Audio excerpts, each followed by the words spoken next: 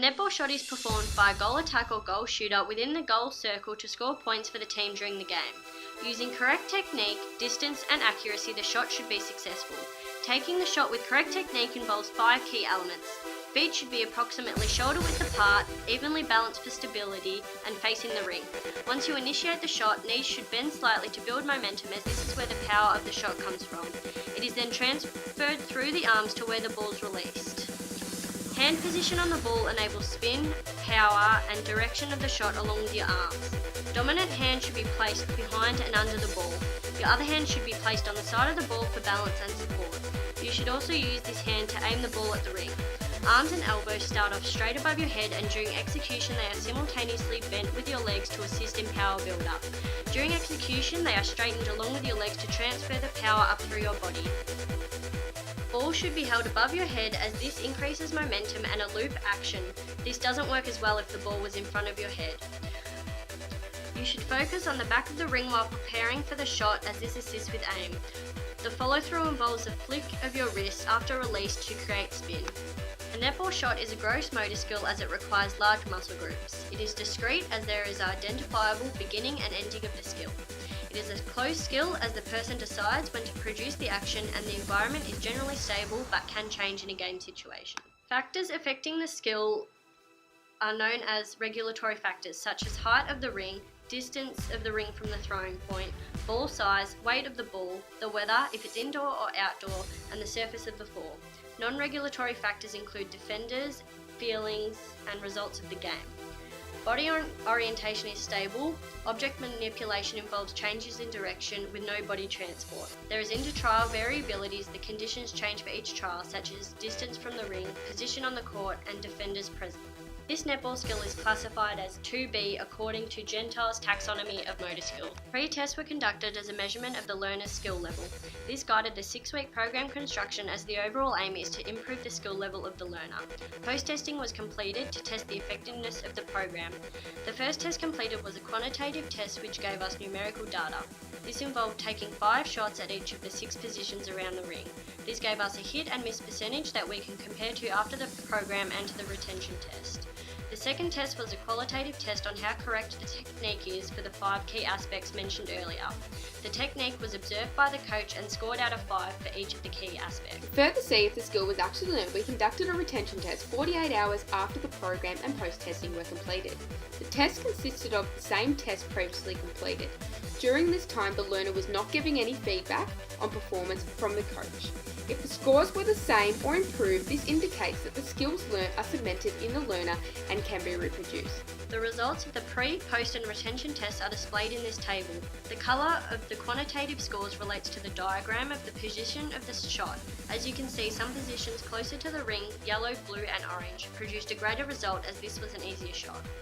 Improvement needed to be made with the technique and has been achieved according to the post-test results. This shows the program enabled the learner to develop the skills successfully. The retention test also shows that little learning was lost after the program was completed, which demonstrates the skill has properly been learnt and can be reproduced in the long term. The learner will begin in the cognitive stage, where they start to understand the fundamentals of the motor skill. Information on how to perform the skill was sought by demonstration, external feedback from the coach, and the learner's own sensory feedback of the shot, mostly visual, as it is a trial and error process of the ball going in. They will be making many mistakes with the shooting technique and will require a lot of feedback and demonstrations for the learning process to After progressing and continually developing the key aspects over the 6 weeks, they will be then classified in the associative stage. This is where they start to recognise how the components of the skill are connected and learn how to adapt to the environment or situation around them. There will be no progression to the autonomous stage. Distribution of practices is the length and frequency of training and rest intervals. Mass practice involves longer sessions which are less frequent throughout the week, whereas distributed practice consists of shorter sessions which are more frequent. The 3 factors which determine the effectiveness of training practices include fatigue, cognitive effort and memory consolidation. Distributed practice has been shown to be the most effective in these aspects and therefore increases learning, shown through reducing fatigue, producing a greater effort in the thought process during training, and overall better at remembering and performing the skill in the long term. Our program is distributed over 3 times a week for 30 minutes. This results in a better learning environment in regards to alertness while training and retainment of skill information in the long term. Determining whether a skill should be learnt in part or whole practice depends on the level of its skill complexity and organisation. Skill complexity refers to how many parts and segments the task involves. A netball shot has a low complexity as it only involves one action of shooting the ball. Skill organisation is how the components of the task interrelate, such as the netball shot. All limbs have to perform their actions in time and correctly in order for the shot to be successful. Therefore, it is highly organised. Therefore, having a low, complex and highly organised skill, it is better suited to whole practice. Practice is highlighted in the beginning of the program where multiple shots were practiced by the learner to get them used to the action as a whole. After technique was learnt, drills were introduced to increase the difficulty of the task. Verbal cues and instructions are used to engage the learner, capture their attention, increase motivation and also limit distractions. We use simple pointers, imagery and a lot of demonstrations. This is better for beginners to enhance their learning. The verbal cues that were used in the training sessions were short, concise and strong representations of what was required in taking the shot. Demonstration was used in the initial stages of the program as it is the most effective for beginners learning new skills. It involved modelling and observational learning.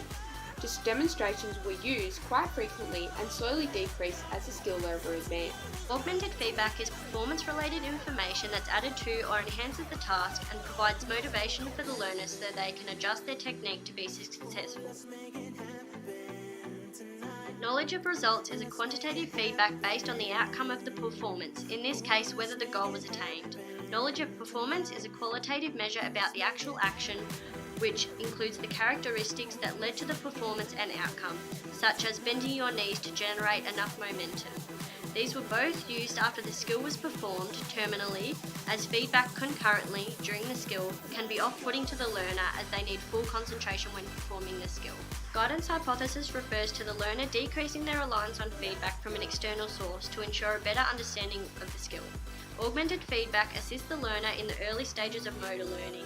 However, this heavy reliance on feedback starts to become detrimental for performance in the long term. In our program, this hypothesis was followed. Feedback was only used in the later stages if errors were increasing and becoming consistent, therefore needed to be highlighted to the learner by the code. Mental practice is useful for learners which involves cognitive rehearsal of the skill prior to performance. It can be internal through images and experiences felt within inside the body of the learner, as well as external imaging, which is a vision of a skill from an outside perspective. The program consisted of mental practice along with physical training. Learning physical skills through drills and practice games is beneficial as you are actually learning how to perform the skill. Imagery and combined with physical performing of the skill is the most effective way to learn. Positive and constructive comments are used to enhance the development of the skill and shouldn't be negative, as this can degrade the learner and make them feel like they are not improving. Rewards for good technique and successive shots were given to further increase their extrinsic motivation. During the sessions, we led with positive feedback followed by an aspect that the learner can work on for the next shot, such as good shot but next time do this. For beginners, the best form of motivation is a combination of intrinsic motivation that comes from within the learner and extrinsic motivation. Strategies in the program for attention and memory enhancement to increase performance include imagery and rehearsal, as this improves long-term memory and reproduction of the skill. Always use the same practice location so that they become accustomed to the same learning environment. By making the practice sessions more meaningful, such as participating in game-like situations, as this is what they strive to perform well in. Attention was gauged by using verbal cues, as previously mentioned, along with positive feedback. Instructions were given regularly to ensure the learner is listening and taking relevant information on board.